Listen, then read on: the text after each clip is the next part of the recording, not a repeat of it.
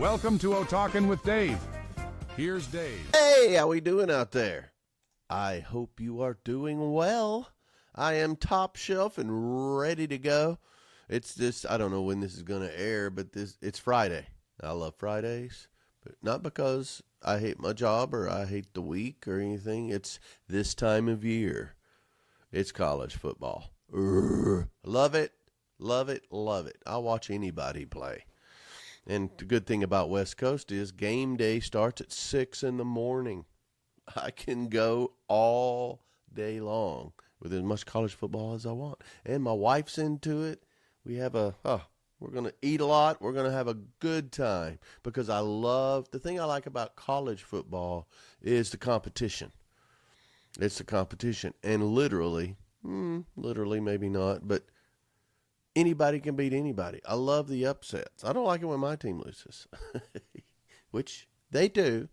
But, it's just, it's not trampled down by all the trappings of professional sports. You got that old college try, and you got the competition.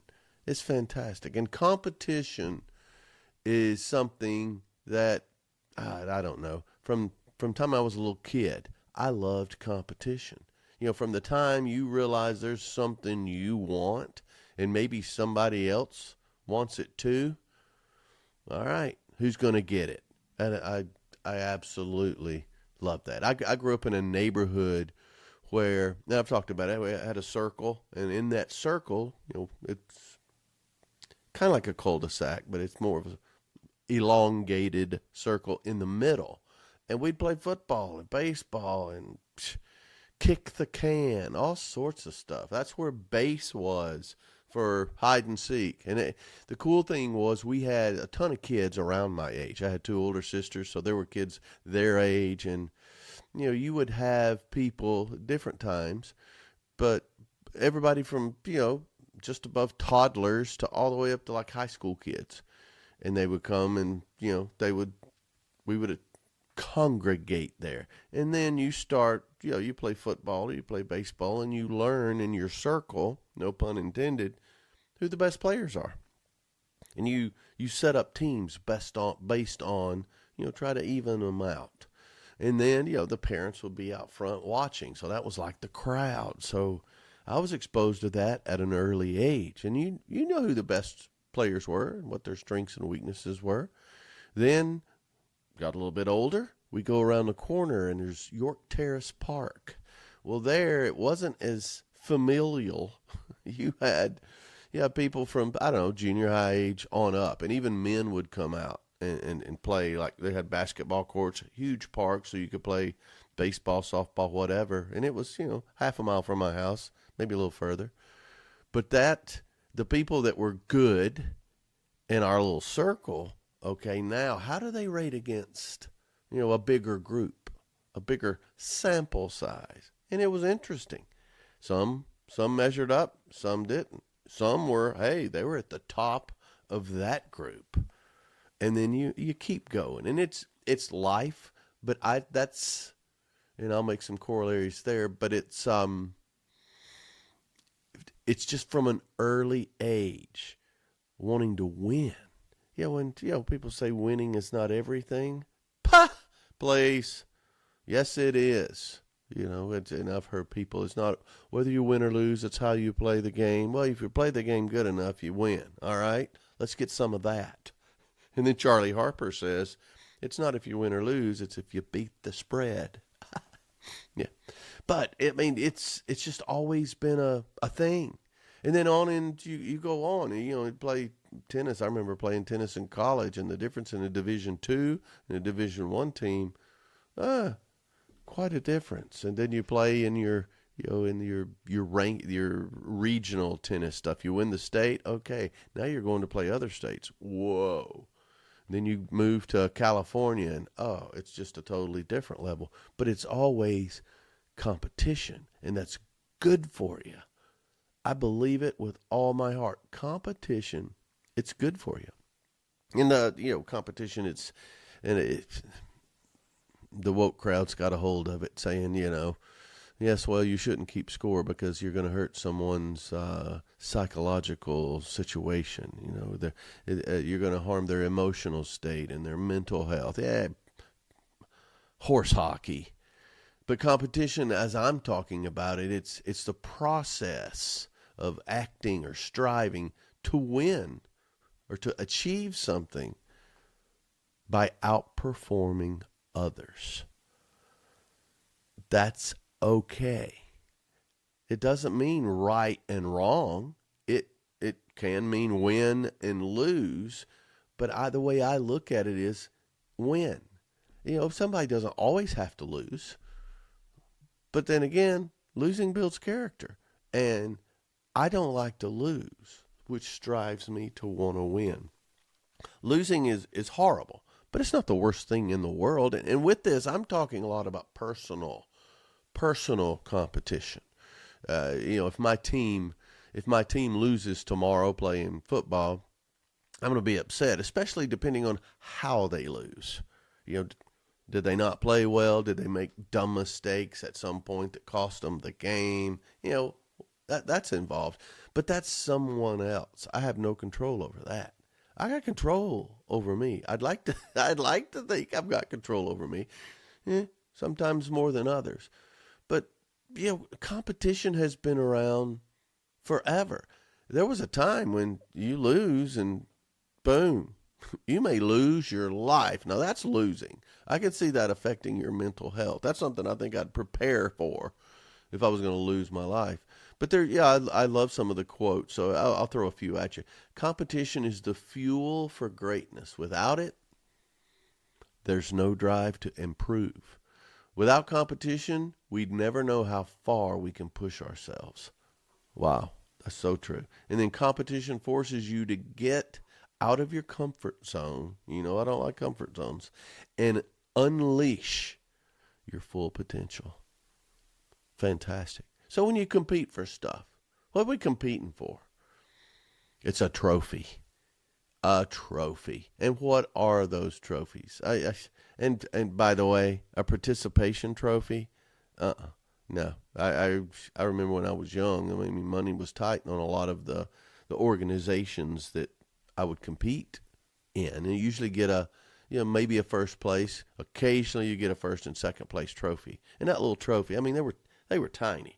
They were like that. You know, and if it's basketball, it's just the guy standing there, a little statue on a small plaque, $5 trophy. But they didn't have a lot of them. Everybody didn't get a trophy. You had to win to get a trophy. And then they start playing team sports and everybody gets one. What in the world is that about? There are no participation trophies. And if there are, you need to consider what your competition is, rather in work, home, or play. And there's trophies in all of them, by the way. But what kind of trophies do we work toward now? Yeah, I'm not living in the past 100%. Let's talk about the trophies now. What's a trophy? Like you in negotiations and you win a deal at work. You negotiate a new contract. Maybe your trophy is respect. Get the respect of this group. It's a competition in here, and you have that a lot in conference room types, and everybody wants to say something, and they're not going to give you, a physical trophy or put a crown on your head, but you have earned the respect of the group. Or maybe it's dominance. Whether it's physical dominance, intellectual dominance, whatever. Dominance is a trophy. Maybe it's money. I do enough of this, and I got a commission or bonus component to my compensation. All right, here's what I want to get. When I get to that point, I won. There's your trophy. Maybe it's just admiration or security. I want to get into martial arts and be able to defend myself. I want to be able to do, have enough money to where I don't have to worry about finances, whatever. That's a trophy. And sometimes they're competition against you to get there. Survival. Go back to the Survivor, the reality TV show. Oh, that's a competition. Oh, that's definitely competition. Early on, what are our trophies? And just not to be sexist, but getting the girl. competition, you want to see two guys who really don't care about a game they're playing? Well, put a girl around or put a trophy in some way. Yeah, the things we would do to get the girl, the things we still will do, I guess. But, it's still out there. And then in competition, though, you always have those when they lose that accuse the others of cheating. Oh, he cheated. Yeah, I would have won that. He cheated. He broke the rules. Blah, blah, blah, blah. That, to me, the first one that says you cheated, winners never complain about somebody cheating. So when somebody complains about somebody cheating, and people cheat, they do it. And I used to love it when somebody would cheat and I'd still beat them. Oh, I'd love it. But there's a difference. There's a difference in cheating and seeking every conceivable advantage to win. I'll go to taxes. People cheat on their taxes and they can get in really big trouble. There's a difference in tax evasion or cheating on your taxes or finding every little deduction and loophole and things that I can claim by their rules. And there's a big difference in that. Well, that's the same way with competition. And I think a lot of people are quick to blame someone for cheating when they just didn't prepare. I'm going to find out everything I can. If I'm in negotiations or if I'm in competition with someone in business, I want to know as much about their company as I know about my company, because that's where I find all the nooks and crannies that I can differentiate myself. Okay? Preparation is key. People that are, don't prepare and they go against somebody that does prepare, first thing they're going to do is accuse them of cheating. And what do you see? Baseball? Somebody's hitting 150 home runs. What's that form of cheating? Steroids. They got to be all juiced up. Everybody, because there's such a prevalence in cheating, now if anybody wins, they're accused of cheating. And it's unfortunate. But you can call me a lot of things, but I'm not a cheater. I follow rules. I really do. Now, I will bend that rule. I'll bend that rule until it's about to break. Or I'll push the boundaries as far as I can within the rules. But I don't cheat. The whole purpose of competition is to do what? It's to win. This whole thing about playing and not keeping score. Are you kidding me? They're keeping score.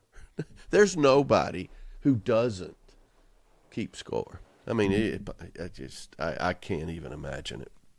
We would yell the score out after every score, no matter what it is. I remember playing ping pong in the commuters' lounge at UNA in college. You had people all around, and you got to keep score. You got to have bragging rights.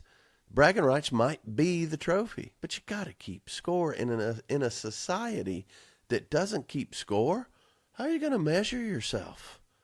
And so you got to keep score. But winning is not a bad thing. Winning is why you play. But some people think, you shouldn't have winners and losers. That's inherently wrong. It causes emotional and psychological harm. If you lose, and then they say especially children. I lost as a child a lot. And that's why, and I didn't like that feeling. Not liking that feeling is what started driving me. And I still lose. But if you're constantly on the losing side, they're worried that failure is going to inhibit your will to participate in the future. Well, all right. Well, we need to work on that. But that don't inhibit the people who are striving to get better just to keep one person or someone from losing all that. Let's work on their skill. Where is their game? What do they need to be doing? But don't penalize everybody else. And the overemphasis on winning it's been beaten up. It's been criticized. Highly competitive environments, what does that do? It builds highly competitive people, and it raises the bar. But some people just look at this, that as a win at all cost. It's going to make you cheat. It's going to make you do an unfair advantage. No, that's what losers say. Victory is a great thing. They need to taste it. We need to find a way to make people who don't win a lot, let's get them to win at something. Let's find something. Let's have shorter goals. We'll talk about how to do that in a bit. But also people talk about, well, that strains relationships. If you got a winner and a loser, well, I don't always go hold hands and sing Kumbaya with whoever I just beat. It's part of losing. That's why you don't want to lose. This whole concept of let's soften the sting of losing, that's what creates perpetual losers. Come on. That's ridiculous. But in our woke society, it's, we've got to think more about this and the long-term effects. Oh, please. Oh, stop. Oh, I'm going to hang myself. And then you talk about, well, why did they win? Well, they had an unfair advantage. They're from a better family. They're from means. They're richer. They have access to resources. Well, that might be the case. But I'll point to the Williams sisters. They were playing tennis without nets at first. Did you know that? They were poor. They worked at it and got well. I don't agree with them on a lot of stuff, especially after what they did when they got their fame. But they didn't have means. I was playing tennis tournaments with a borrowed racket and a stolen hotel towel. Don't talk to me about means. That's what gives you the grit and the fight. And a lot could be said for those who have all the means or spoiled. Well, they don't prepare as hard. When they lose, what are they going to do? Something's not fair. That's okay. Competition. Many times I've repeated this, and I heard it earlier. Competition doesn't build character. It reveals character or a lack of it. But you got to have that competition. I've also heard it distracts from collaboration. Well, sometimes you don't have to collaborate, and then again, you can give me just about any situation where competition happens and there is collaboration at some point. Even if it's an individual sport, an individual thing that you're looking for in your life, acceptance, all those other trophies that I just said, you can do it all yourself and, it makes you feel great. But a lot of times you do ask for help. You need help. When you get out there to perform or execute whatever, it may be on your own. But many times, and I'll say most times, you've collaborated. You're not just out there doing it. These people who are complaining about competition, I think I know a little bit about them. But people who are maybe they didn't get enough hugs. Maybe they never won anything. Maybe they went at it differently. Maybe they accused other people of cheating. But, while competition, it can motivate improvement and innovation, the idea that it always results in losers, that can be viewed negatively. Yeah. Always losing can cause harm. Yeah. Especially if it's not handled in a healthy and balanced way. Yeah. But at what point are you going to be a meaningful member of society and be able to put on your big boy pants and get back out there? If you always lose and never compete, you're never going to win. And that taste of winning, that's what drives you on. So this whole thing about competition is bad. We can't have winners and losers in life. Bull feathers. We're going to have winners and losers in life. So, hey, you know what? Let's try to win. Yeah, winning is a good thing. Please. So winning, the reason I think it's so important, there's several reasons I think winning is important. Now, I'm not saying you have to win all the time. Winning is everything. If you ever lose, you suck and your life's not going to be good. No. I want to talk about why winning is so important. Because I'll just several reasons here. Winning is important because it validates your work, your effort, your skill. It is. It's like it's a measuring stick, almost like in the parks in the circle that I talked about earlier. Hey, I'm pretty good at this. Let's go toughen up the competition. Hey, I did okay here. All right. And you're looking for a ceiling there, but it validates. Yeah, you are pretty good. Pat on the back, shows your skills. Maybe it shows that your strategy, your sales strategy, I just go out and I do this and I seem to sell a lot. How am I compared to other people? Okay. Well, we've got a fourth quarter incentive. All right. The winner of that gets a bonus. The winner of that gets a prize. The winner of that gets a vacation or gets something shiny. Or they just put our names up, who won. That's as much motivation as I need. But okay, let's do that. All right, my sales pro, what can I do? How can I? And you get better at it because you're competing. So it validates your skill. Another thing, it just as far as motivation. Okay, this whole fourth quarter incentive or whatever we're doing, whatever that trophy is, that's motivation. Yes, and with that, I've talked about how important momentum is. Oh, it's so important. But when you're successful, it's also boosts your morale. Here we go, and you want to do it again. Let's go. Let's go for this again, and you'll get greater achievements. You may not win, but you're striving for something and you're competing. That's going to raise your level rather than, I remember when we would just go out and hit tennis balls, or we would just go, just different sports, different things out there. If there was a tournament coming up, we practiced hard. If kind of like with a band and band practice, if you're not playing a lot, you're just jamming. You're not really focusing on it. But if you got a big gig coming up, you're going to work on the details of that song. That key change there, and you'll spend time on it, or the beginnings, or the endings, or the gaps between songs, things that are important when you're playing live. If you don't have gigs coming up, there's no sense of urgency. There's no, we got this. We've done this 1,000 times.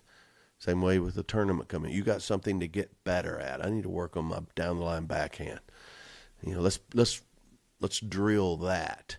Without competition, you won't do that. Without the prospect of winning, you won't do that. Working on role playing and sales type things, in negotiation against somebody for a big contract. You're going to a party and there's going to be some people there and you're going to meet new people. You need to be on your game and your social skills. You can be yourself, of course, but there's certain things that might happen you need to prepare for. That's all competition. And winning is when you leave, you got what you set out to achieve. That doesn't mean everybody loses. Now, does it? But that motivates you. And that's necessary. That, of course, a lot of people, me included, you're looking at credibility or your reputation. This is huge, of course, in sports, but like for lawyers, winning your case. Somebody coming in and that can close the deal. Whether it's a car deal or whatever, they go get their manager, they came in, and the closer type deal. You get that reputation. You got that credibility, and you love it.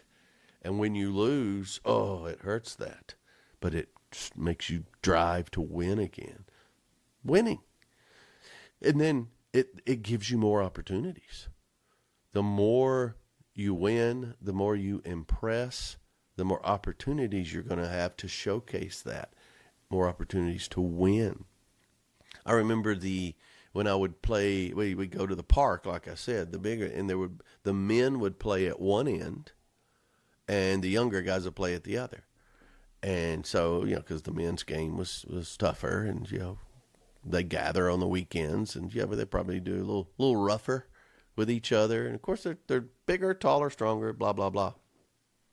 I remember many times, but I remember the first time teenagers, maybe not quite high school, were playing at one end, and I remember I'll never forget it.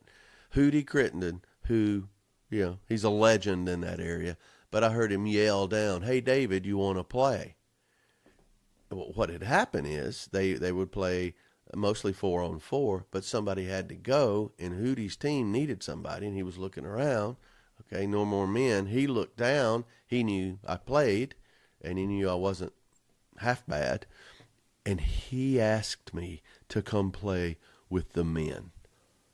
And everybody on that kid end of the court was like, "Oh wow!" It was like getting called up to the majors.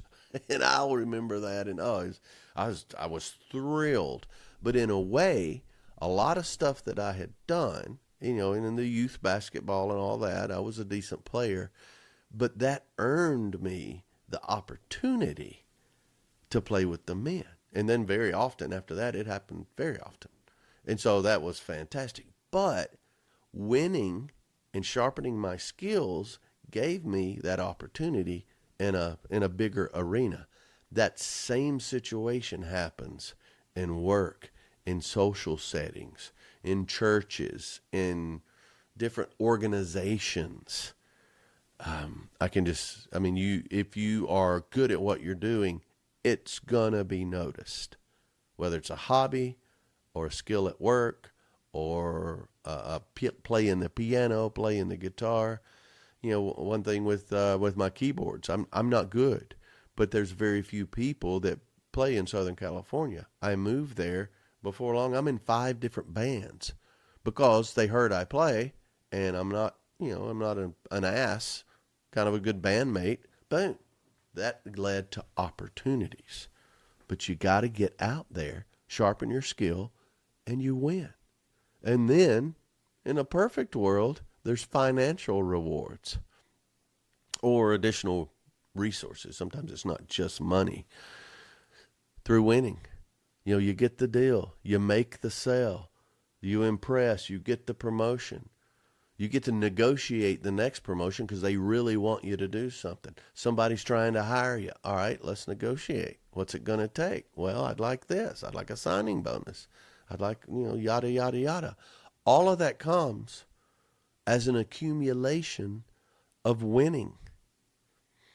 You've got social challenges. You need friends. We move a lot, so we have to make new friends if we want to. But there's ways to do that. Word gets out. In the garage, in the cul-de-sac, we moved there, didn't know anybody because a couple of people came by, had a good time. They sold somebody else.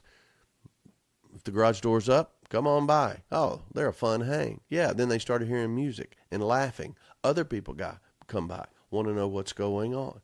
Before long, just by being happy, being positive, being friendly, cordial, you win the trophy of new friends, new acquaintances, an atmosphere. But you've got to compete. You've got to compete. Without competing, you are losing. So there's a bunch of different kinds of competition. I've talked to it. I've tried to paint a picture of competition, not just on a, you win, you live. You lose, you die. Now that's some stress. But, the whole peer competition, I think that's what we think of when we think of competition. But that's not just a foe across the net on a tennis court. This is, this could be a colleague at work that you're fighting for the same promotion or fighting for the same benefit. You're fighting for the same, top performer gets an office where the other one stays in the pool. All right, whatever. That's what the trophy is. You may be competing against a peer. A key competition that happens all the time, that is devastating to some people, is that self-competition. You're competing with yourself. I'll say sport. I'm a sports guy, so golf. You're trying to get to a certain. No one else's game matters at all. It's your score against your standard or where you want to be. It's your performance at work. You get up there, you got a big presentation, and you may have blown it, but self-competition means improving your skills, learning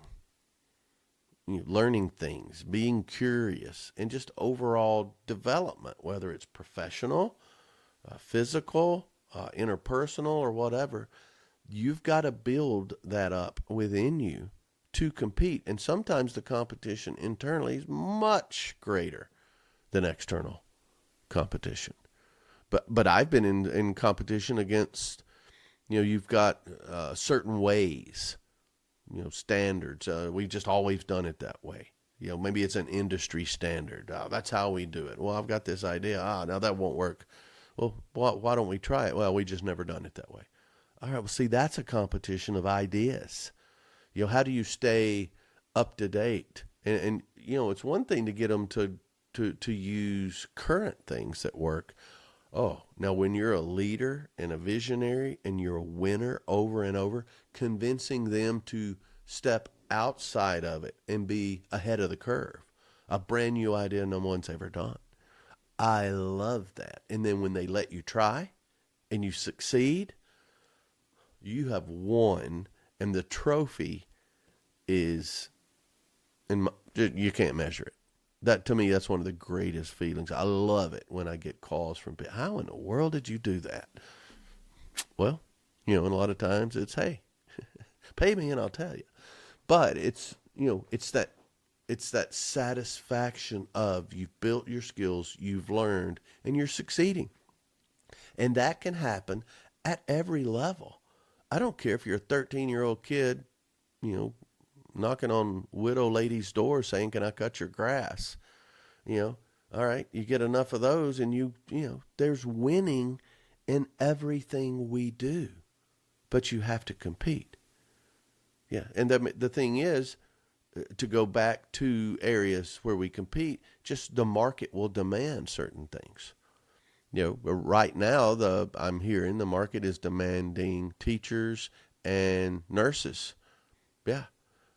Labor in the field, a skilled labor. You go to vocational schools and that's your bricklayers, pipe fitters, plumbers, all of that stuff, machinists, all of the VOTEC schools, and whatever you call them in your area. But all the technical schools teaching the trades, 100% placement. It's hurting for that. So, all right, you want to win? What are your goals? You want to, look, I just want a good job. I'll work hard, but I need to make a living for this. I got that trophy I want. I talked about, Dave's magic lamp. What's your dream? All right. Well, work on your skills, compete maybe against the market. A faceless person you're competing. They need 10 guys. All right, I'm going to be one of those 10. You get in there by sharpening your skills. That's competing with your room for growth or for your acumen.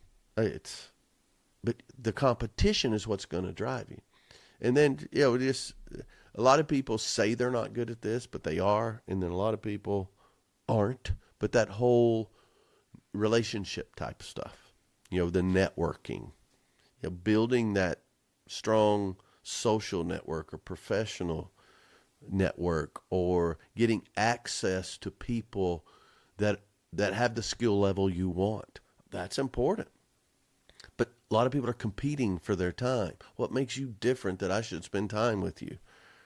What's in it for me? That type of, sharpen those skills to be able to say that. We're all in sales. So do that. But see, you can see all these areas where competition plays a role. And some of it's healthy. I think most of it's healthy depending on how you approach it. Because competition, one reason I think it's very healthy is it encourages continuous improvement. All right. Yeah, I think back. Okay, I'm even learning songs. Like I remember a very difficult song, you learn a very difficult part of it and you practice. And it's clunky. It's horrible. It's clunky. And then you kind of get it. And you do it over and over and over. And then you go to another part. And then you learn that part. Well, as you're learning that part, the former very difficult part is so easy now. And over time, it's all easy. And you can play it in your sleep. That's continuous improvement. And that's how competition and the striving for winning and keeping score will drive you to keep on. If you do it enough, you know that, yeah, it's rough now. You know, any sport, when you start playing it again, it used to be good. You get out there and, oh, my goodness, this is so tough. Or when you start running again, that first time you start running, you can't breathe. All these things. But winning was what is going to make you do it. A weight loss program. My goodness, I need to lose 40 pounds. All right. That first 10 is pretty easy. Then 15 into it. Now that last 10 is rough. But remember what it felt like when you did that? That would be winning. That would be your trophy. Think of it that way. But it encourages continuous improvement. A lot of times it will make you be more creative. What are some other things I can do? What are some different ways to achieve this? How can I do this faster? All right? What would happen if I slowed down a bit? Is the quality going to get better or not? So being creative, that's what competition and striving to win will lead to. And then I tell you, a lot of people don't compete because there is instant accountability. There is instant assessment of your performance. So they just don't play out of fear of losing. That's a shame. So if you do, all right, that accountability. Personally, I love accountability. You know what accountability does? It allows you to prove you can do it. Anytime I was in a situation where a supervisor or superior was going to hold me accountable, oh, great, just tell me the measuring stick. And I can prove I did it. And I love being able to prove I did it, individually. I accounted for that part of our win. It's fantastic. A lot of times in football, quarterback gets blamed for the win and gets credit for the win or blamed for the loss, whether it's his fault or not. All right, let's measure my contribution. We'll measure whether I win or not. And one of the two final things around why it's so good, it builds resilience. The preparation that creates the win or the loss, that makes you tougher. And then when you win a few times, because you've endured those losses, you're resilient. You're tougher. You'll do what it takes to win. You'll go through some losses to win because that taste of victory is so great. And then people that dislike competition, the ones that just don't play. Why is that? You got people like that? I know some people who'd rather not play and then risk failure. Yeah. I'm just too stressed. I can't do that now. I can't take on that project, which is fine. That's great. But if it's just because of fear of failure or laziness or something like that, I'm not going to give you another chance. Or if you're going to come in and you're going to be negative, or if you're negative about the whole thing, there are people, and I don't play the lottery. Is it play the lottery? I don't do that. Not because I'm not judging anybody that does. I just don't. But I don't criticize those that do. Some people don't play the lottery. Well, it's just $2 million. That's not really enough. If it gets up to $5 million, I may buy a ticket. $2 million couldn't help you out there, buddy. You got a stain on your shirt right now at work, and $2 million wouldn't help you. But just people that are negative all the time, or people that just I don't like conflict. Well, just win. go at it. If you lose, there's no conflict. It's just that's something wrong with people like that, in my opinion. But there's a lot of psychological advantages and psychological disadvantages. I've heard them all. I buy some of them, but I don't. But it's the way I'm wired. And if you're not wired this way, I get it. But when I see people step out and try and compete, they get something out of it. I tell you, the defeat, if I'm going to lose, I want to lose early and move on. I don't know if I've told you about my, what's it called with the cycling? It's got a word. I can't believe I'm losing it right now. But they did, there was a spinning class. Remember we lived in Orange County, and there was a gym right at the edge, a Gold's Gym, and upstairs they had a spinning class. I'm thinking, all right, I like to ride a bicycle. Okay, yeah, I'll do that. And the cool thing is they had a 5 a.m. spinning class. And sign me up. You go in, and it's dark, and they've got this massive stereo system, and then all the screens come up, and this horrible old lady named Mary comes in. And we get on the bicycles, and we start to go, and I'm thinking, uh-oh. And she is pushing us, calling us out, because we have numbers on our bicycles. Oh, and it's one of those where you're going at a screen, and you'll tilt or whatever, and then she'll say, okay, get up, and everybody stands up and starts cycling. And I'm thinking, I thought we were just going to be riding bicycles. It sounded so much fun. Spinning, it's spinning. Oh, I did a walk of shame. 10, 15 minutes in, I grabbed my towel, put it over, and she was heckling me all the way out. Now, that is one time where I realized it was humiliating. I was so glad to be out of there, and I know I'm not going to do that again. I'm going to focus on things that I enjoy and I have an acumen for. And someday, when I get started riding a bike a little bit, it would be my dream to go back in that class and just finish it. Yeah, and go give Mary a big, firm hug. But I lost. It was utter defeat. Kind of like the Jersey cow who tried to jump the barbed wire fence. Utter destruction. That was me that day. So, hey, I lose. But for, the thing about when you start doing this, when you're facing competition with a challenge and an adversary or a group or whatever, to me, there are certain things that helps you develop the right attitude. First thing is you got to keep your emotions in check. Don't get all caught up in, things like, in your emotions like anger or fear. Oh, I hate this guy or something. Don't do that. You got to stay calm. That rational approach is going to help with your training. Otherwise, your fight is inside with your emotions.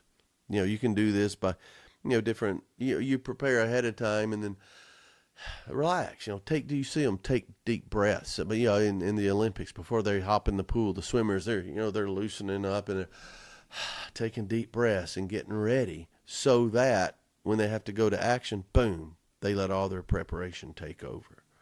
So, you're going to feel triggered. People will do things in real life to poke at you, to try to get you emotional, because they know the worst enemy of someone in competition is facing someone else with a cool head that's prepared and not emotional. So keep your emotions in check.